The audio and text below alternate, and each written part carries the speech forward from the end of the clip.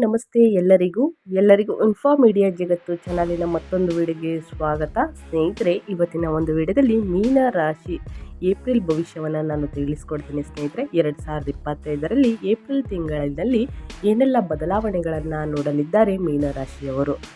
ಸ್ಪರ್ಧಾತ್ಮಕ ಪರೀಕ್ಷೆಗಳಲ್ಲಿ ಯಶಸ್ಸು, ಉದ್ಯೋಗದಲ್ಲಿ ಒತ್ತಡ, ವಾಸಸ್ಥಳ ಬದಲಾಯಿಸುವ ಸಾಧ್ಯತೆ, ಏನೆಲ್ಲ ಬದಲಾವಣೆಗಳು ಆಗಲಿದೆ ಅನ್ನೋದನ್ನ ತಿಳಿಸ್ಕೊಡ್ತೀನಿ. ಇದನ್ನೆಲ್ಲ ತಿಳ್ಕೊಬೇಕು ಅಂದರೆ ಎಲ್ಲೂ ಕೂಡ ವಿಡಿಯೋನ ಸ್ಕಿಪ್ ಮಾಡಬಾರ್ದು. ಸ್ಕಿಪ್ ಮಾಡೋದ್ರಿಂದ ಫುಲ್ ಇನ್ಫಾರ್ಮೇಷನ್ ಅರ್ಥ ಆಗಲ್ಲ. ಸೊ ಹಾಗಾಗಿ ಎಲ್ಲ ವಿಡಿಯೋದಲ್ಲೂ ತಿಳಿಸೋದಿಷ್ಟೇ, ಮೊದಲಿಂದ ಕೊನೆ ತನಕ ವಿಡಿಯೋನ ವಾಚ್ ಮಾಡಿ. ವಿಡಿಯೋದಲ್ಲಿ ಒಳ್ಳೆ ಮಾಹಿತಿ ಸಿಕ್ಕಿದ್ದಲ್ಲಿ ತಪ್ಪದೆ ವಿಡಿಯೋಗೊಂದು ಲೈಕ್ ಮಾಡಿ. ಇನ್ನೂ ನನ್ನ ಚಾನಲ್ನ ಸಬ್ಸ್ಕ್ರೈಬ್ ಮಾಡ್ಕೊಳ್ದೇ ನೋಡ್ತಿದ್ರೆ ದಯವಿಟ್ಟು ಸಬ್ಸ್ಕ್ರೈಬ್ ಮಾಡ್ಕೊಂಡು ವಿಡಿಯೋ ವಾಚ್ ಮಾಡೋದ್ರಿಂದ ಫುಲ್ ಇನ್ಫಾರ್ಮೇಷನ್ ತಿಳ್ಕೊತೀರಾ. ಇದರ ಜೊತೆಗೆ ಸರಳ ಪರಿಹಾರವನ್ನು ಕೂಡ ತಿಳಿಸ್ಕೊಡ್ತೀನಿ. ಅದನ್ನು ಅನುಸರಿಸಿದ್ದಲ್ಲಿ ಮುಂದಿನ ದಿನಗಳಲ್ಲಿ ಎದುರಾಗುವ ಕಷ್ಟವನ್ನು ಆದಷ್ಟು ತಡೆಗಟ್ಟಬಹುದು ಅಂತಲೇ ಹೇಳ್ಬೋದು. ಹಾಗಿದ್ರೆ ಯಾರೆಲ್ಲ ಸಬ್ಸ್ಕ್ರೈಬ್ ಮಾಡಿಕೊಂಡು ದಿನನಿತ್ಯ ವಿಡಿಯೋ ವಾಚ್ ಮಾಡ್ತಿದ್ರೆ ಅವ್ರಿಗೆ ಥ್ಯಾಂಕ್ ಯು ಸೋ ಮಚ್ ಅಂತ ಹೇಳ್ತಾ ವಿಡಿಯೋದ ಕಡೆ ಗಮನ ಕೊಟ್ಬಿಡೋಣ. ಸ್ನೇಹಿತರೆ, ಯುಗಾದಿ ಹಬ್ಬ, ಯುಗಾದಿ ಅಮಾವಾಸ್ಯೆ ಮತ್ತು ಸೂರ್ಯಗ್ರಹಣ ಮುಗಿದ ನಂತರ ಮೀನರಾಶಿಯವರಿಗೆ ಏಪ್ರಿಲ್ ತಿಂಗಳಿನಲ್ಲಿ ಏನೆಲ್ಲ ಬದಲಾವಣೆಗಳನ್ನು ನೋಡಲಿದ್ದಾರೆ, ಯಾವ ವಿಷಯಗಳಲ್ಲಿ ಎಚ್ಚರಿಕೆಯಿಂದ ಇರಬೇಕು, ಏನೆಲ್ಲ ಅದೃಷ್ಟದ ಫಲಗಳನ್ನು ಗಳಿಸಲಿದ್ದಾರೆ, ಟೋಟಲ್ ಇನ್ಫಾರ್ಮೇಷನ್ನ ಇವಾಗ ತಿಳಿಸ್ಕೊಡ್ತೀನಿ.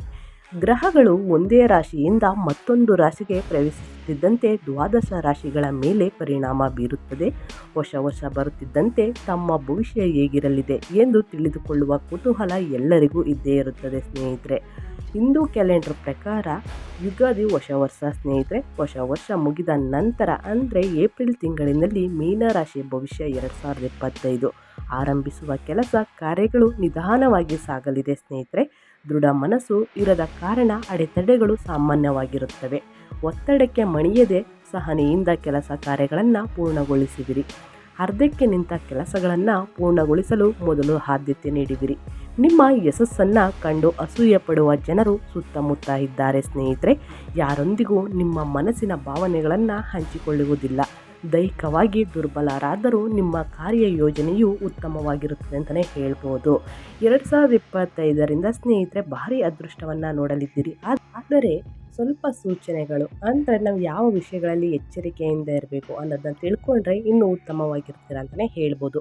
ಮೊದಲು ವಿದ್ಯಾರ್ಥಿಗಳು ಕಠಿಣ ಪರಿಶ್ರಮದಿಂದ ಗುರಿ ತಲುಪುತ್ತಾರೆ ಅಂತಲೇ ಹೇಳ್ಬೋದು. ಇರುವ ಆದಾಯವನ್ನು ಹೆಚ್ಚಿಸಿಕೊಳ್ಳುವ ಸಲುವಾಗಿ ಪ್ರಯತ್ನ ಮಾಡುವಿರಿ. ಸುಖ ಸಂತೋಷದಿಂದ ಜೀವನ ನಡೆಸುವಿರಿ. ಅನವಶ್ಯಕವಾಗಿ ಹಣ ಖರ್ಚು ಮಾಡುವುದಿಲ್ಲ. ಕುಟುಂಬದಲ್ಲಿ ಪರಸ್ಪರ ಹೊಂದಾಣಿಕೆ ಇರುತ್ತದೆ. ಇದರಿಂದಾಗಿ ಹಣದ ಕೊರತೆ ಇರುವುದಿಲ್ಲ. ಒಮ್ಮೆ ತೆಗೆದುಕೊಂಡ ನಿರ್ಧಾರಗಳನ್ನು ಮೀನರಾಶಿಯವರು ಬದಲಾಯಿಸದೆ ಹೋದಲ್ಲಿ ಉತ್ತಮ ಬದಲಾವಣೆಗಳನ್ನು ಕಾಣಬಹುದು ಅಂತಲೇ ಹೇಳ್ಬೋದು. ಎಲ್ಲರೊಂದಿಗೂ ಪ್ರೀತಿ ವಿಶ್ವಾಸದಿಂದ ನಡೆದುಕೊಳ್ಳುವಿರಿ. ವಿದ್ಯಾರ್ಥಿಗಳು ಹೆಚ್ಚಿನ ಪರಿಶ್ರಮದಿಂದ ನಿರೀಕ್ಷಿತ ಗುರಿ ತಲುಪಲಿದ್ದಾರೆ. ಸ್ನೇಹಿತರೆ, ಗುರು ಹಿರಿಯರ ಸಕಾಲಿಕ ಮಾರ್ಗದರ್ಶನ ನಿಮಗೆ ಅನುಕೂಲಕರವಾಗಿರಲಿದೆ ಅಂತಲೇ ಹೇಳ್ಬೋದು. ಮನದಲ್ಲಿರುವ ಒತ್ತಡದಿಂದ ಉನ್ನತ ವಿದ್ಯಾಭ್ಯಾಸದಲ್ಲಿ ಕೊಂಚ ಹಿನ್ನಡೆ ಕಂಡು ಬರಲಿದೆ.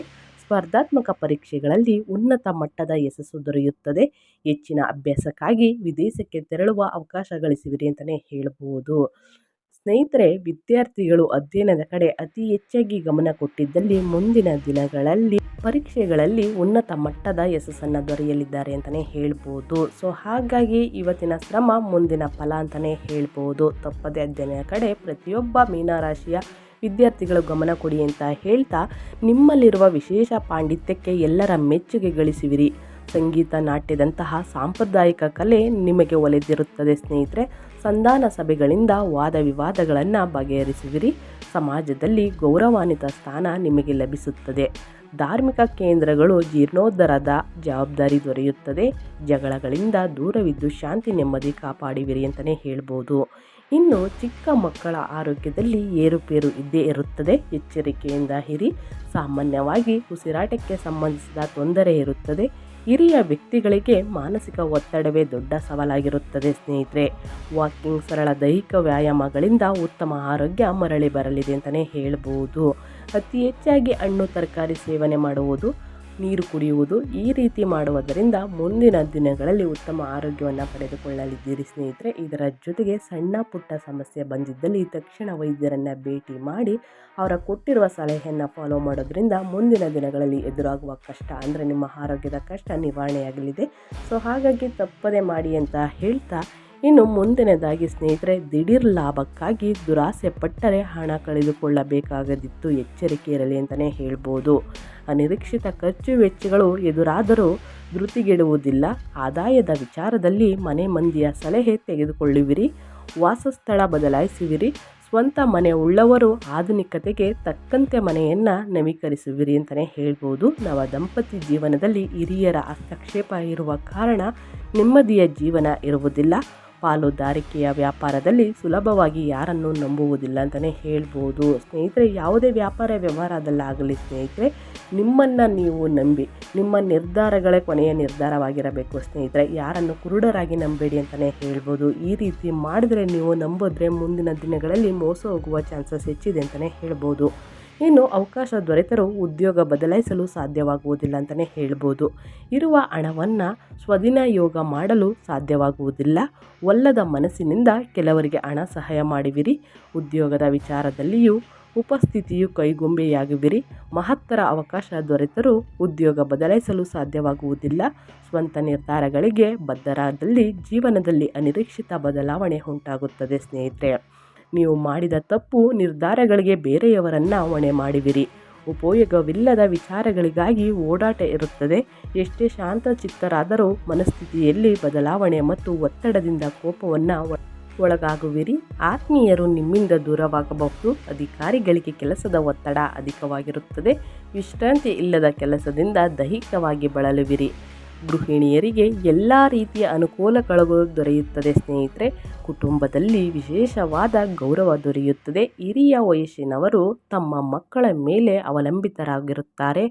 ಆದರೆ ತಮಗೆ ಅವಶ್ಯಕತೆ ಇರುವಷ್ಟ ಹಣವನ್ನು ಸಂಪಾದಿಸಲು ಶಕ್ತರಾಗುತ್ತಾರೆ ಅಂತಲೇ ಹೇಳ್ಬೋದು. ಹಿರಿಯರ ಆರೋಗ್ಯದಲ್ಲಿ ಸಣ್ಣ ಪುಟ್ಟ ತೊಂದರೆಯನ್ನು ಹೊರತುಪಡಿಸಿ ಯಾವುದೇ ರೀತಿಯ ಸಮಸ್ಯೆ ಎದುರಾಗುವುದಿಲ್ಲ ಸ್ನೇಹಿತರೆ.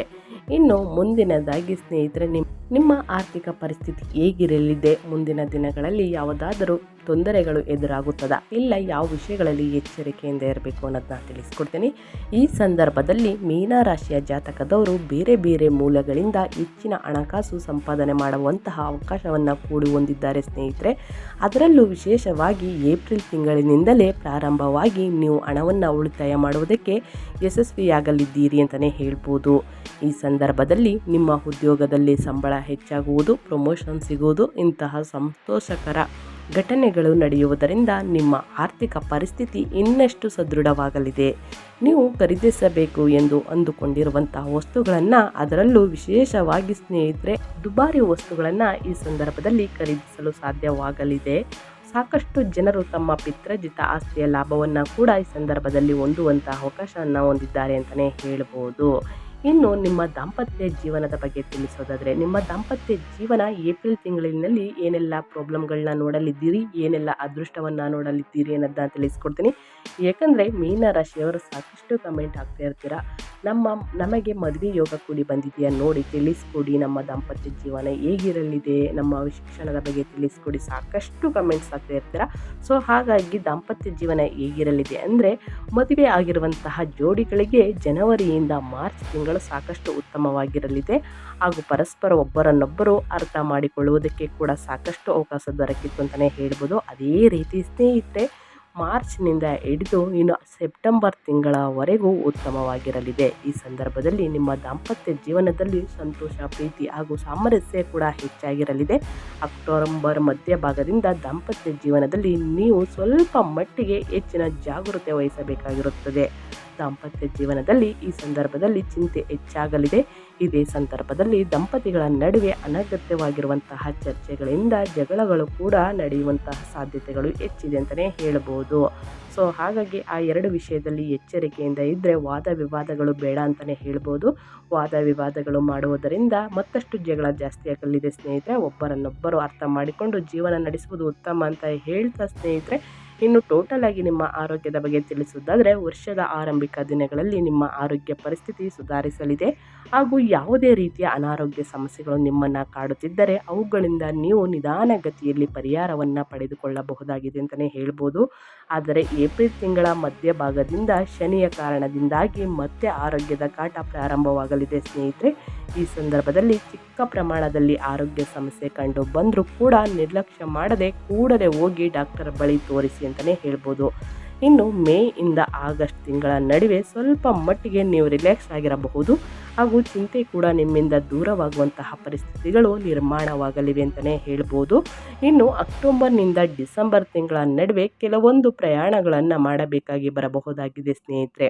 ಹೀಗಾಗಿ ಈ ಸಂದರ್ಭದಲ್ಲಿ ಕೂಡ ಮತ್ತೆ ಆರೋಗ್ಯ ಸಮಸ್ಯೆಗಳನ್ನು ಎದುರಿಸಬೇಕಾಗುತ್ತದೆ. ಹೀಗಾಗಿ ಅಗತ್ಯ ಇರುವಂತಹ ದೂರ ಪ್ರಯಾಣಗಳನ್ನು ಮಾತ್ರ ಒಪ್ಪಿಕೊಳ್ಳಿ ಹಾಗೂ ಅದರಲ್ಲೂ ಕೂಡ ಆದಷ್ಟು ವೈದ್ಯರ ಸಲಹೆ ಮೇರೆಗೆ ಜಾಗೃತೆಯಿಂದ ಪ್ರಯಾಣ ಮಾಡಿ ಅಂತಲೇ ಹೇಳ್ಬೋದು. ನಿಮ್ಮ ಎಚ್ಚರಿಕೆ ನಿಮ್ಮ ಮೇಲೆ ಇರುತ್ತದೆ ಸ್ನೇಹಿತರೆ. ಸೊ ಹಾಗಾಗಿ ಬೇಜವಾಬ್ದಾರಿ ಬೇಡ. ನಿಮ್ಮ ಆರೋಗ್ಯದ ಬಗ್ಗೆ ಸ್ವಲ್ಪ ತೊಂದರೆ ಏನಾದರೂ ಕಂಡು ಬಂದಿದ್ದಲ್ಲಿ ಡಾಕ್ಟರ್ ಬಳಿ ತೋರಿಸಿ ಒಳ್ಳೆ ಮೆಡಿಸಿನ್ ತೆಗೆದುಕೊಳ್ಳಿ ಅಂತಲೇ ಹೇಳ್ಬೋದು. ಇನ್ನು ಮೀನರಾಶಿಯವರಿಗೆ ಸರಳ ಪರಿಹಾರಗಳನ್ನು ತಿಳಿಸ್ಕೊಡ್ತೀನಿ. ಮೊದಲನೇದಾಗಿ ನಿಮ್ಮ ಆರೋಗ್ಯ ಸಮಸ್ಯೆ ಕಂಡು ಬಂದಿದ್ದಲ್ಲಿ ಎಲ್ಲರಿಗೂ ತಿಳಿಸಿರುವ ಹಾಗೆ ನೀವು ಕೂಡ ಸ್ನೇಹಿತರೆ ಪ್ರತಿ ಶನಿವಾರ ಶನಿದೇವರನ್ನು ಪ್ರಾರ್ಥನೆ ಮಾಡಿ, ಶನಿದೇವರಿಗೆ ಕಪ್ಪು ಬಟ್ಟೆ ಕಪ್ಪು ಎಳ್ಳುಗಳನ್ನು ದಾನ ಮಾಡಿ, ಆದಷ್ಟು ಬಡವರಿಗೆ ನಿರ್ಗತಿಕರಿಗೆ ಕಪ್ಪು ಎಳ್ಳನ್ನು ದಾನ ಮಾಡಿ ಸ್ನೇಹಿತರೆ. ಇದರ ಜೊತೆಗೆ ಗೋಧಿಯನ್ನು ದಾನ ಮಾಡುವುದರಿಂದ ನಿಮ್ಮ ಆರೋಗ್ಯ ಸಮಸ್ಯೆ ನಿವಾರಣೆಯಾಗಿ ಉತ್ತಮ ಆರೋಗ್ಯವನ್ನು ಮುಂದಿನ ದಿನಗಳಲ್ಲಿ ಪಡೆದುಕೊಳ್ಳಲಿದ್ದೀರಿ ಅಂತಲೇ ಹೇಳ್ಬೋದು. ಇನ್ನು ಸೋಮವಾರ ಶುಕ್ರವಾರ ಸ್ನೇಹಿತರೆ ಶಿವನ ಮಂತ್ರವನ್ನು 108 ಬಾರಿ ಪಠಿಸುವುದಕ್ಕೆ ಆಗುವುದಿಲ್ಲ ಅಂದರೆ 11 ಬಾರಿಯಾದರೂ ಪಠಿಸಬೇಕಾಗುತ್ತದೆ. ಇದರ ಜೊತೆಗೆ 11 ಬಾರಿ ಪಠಿಸುವುದಕ್ಕೂ ಆಗುವುದಿಲ್ಲ ಅಂದರೆ ಸ್ನೇಹಿತರೆ ಮಂತ್ರವನ್ನು ಆಲಿಸುವುದು ಅಂದರೆ ಕೇಳಿಸ್ಕೊಳ್ಳುವುದು, ಈ ರೀತಿ ಮಾಡಿದ್ರೂ ಕೂಡ ಉತ್ತಮ ಅಂತಲೇ ಹೇಳ್ಬೋದು. ಈ ರೀತಿ ಮಾಡಿದ್ರೆ ನಿಮ್ಮ ಪ್ರಾಬ್ಲಮ್ ಮನೆಯಲ್ಲಿರುವ ಸಣ್ಣ ಪುಟ್ಟ ತೊಂದರೆಗಳು ನಿವಾರಣೆಯಾಗಲಿದೆ ಅಂತಲೇ ಹೇಳ್ಬೋದು.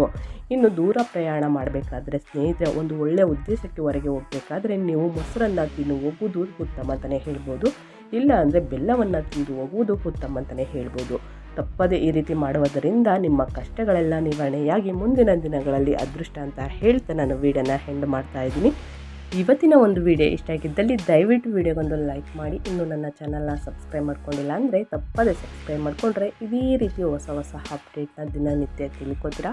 ಇದರ ಜೊತೆಗೆ ಸರಳ ಪರಿಹಾರವನ್ನು ಕೂಡ ತಿಳಿಸ್ಕೊಟ್ಟಿದ್ದೀನಿ. ಅದನ್ನು ಅನುಸರಿಸಿದರೆ ಮುಂದಿನ ದಿನಗಳಲ್ಲಿ ಎದುರಾಗುವ ಕಷ್ಟವನ್ನು 90% ತಡೆಗಟ್ಬೋದು ಅಂತಲೇ ಹೇಳ್ಬೋದು. ಯಾರೆಲ್ಲ ಸಬ್ಸ್ಕ್ರೈಬ್ ಮಾಡಿಕೊಂಡು ದಿನನಿತ್ಯ ವಿಡಿಯೋ ವಾಚ್ ಮಾಡ್ತಿದ್ದೀರಾ ಅವರಿಗೆ ಥ್ಯಾಂಕ್ ಯು ಸೋ ಮಚ್ ಅಂತ ಹೇಳ್ತಾ ನಿಮಗೂ ಮತ್ತು ನಿಮ್ಮ ಕುಟುಂಬಕ್ಕೆ ತುಂಬಾ ಒಳ್ಳೆಯದಾಗಲಿ. ಮತ್ತೊಂದು ವಿಡಿಯೋ ಜೊತೆ ಮತ್ತೊಂದು ಹೊಸ ಅಪ್ಡೇಟ್ ತೊಗೊಂಡು ಬಂದು ತಿಳಿಸ್ಕೊಡ್ತೀನಿ. Thank you for watching.